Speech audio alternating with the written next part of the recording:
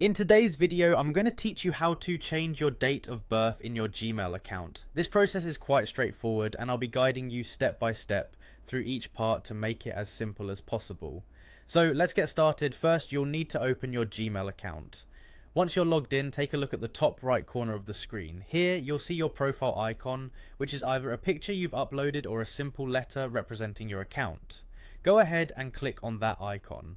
Once you do, a drop-down menu will appear, presenting you with several options. In this drop-down menu, one of the options is Manage your Google account. Click on that. This action will redirect you to your Google account settings page. This is where you can manage all sorts of personal information and account preferences. Now that we're in the Google account settings, look for the tab labeled Personal Info. You'll find it on the left-hand side of the screen, nicely tucked among the other menu options.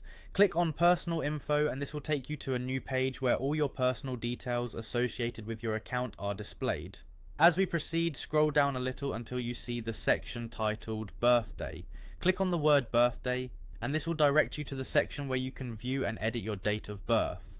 Once you're in the birthday section, you can now edit your date of birth. Adjust the day, month and year as necessary to reflect the correct information. It's as simple as clicking on the current numbers and replacing them with the correct data. After you've updated your date of birth, don't forget to save your changes. You'll find the Save button towards the bottom right of the screen. Clicking this will ensure your new date of birth is saved in your account settings. And that's it. You've successfully updated your date of birth in your Gmail account. This straightforward process ensures all your personal information is current and accurate. Remember, keeping your information up to date helps improve account security and customization. Thanks for watching, and I hope you found this guide useful. If you enjoyed this video, feel free to like, share and subscribe for more helpful tips and tutorials. See you in the next video.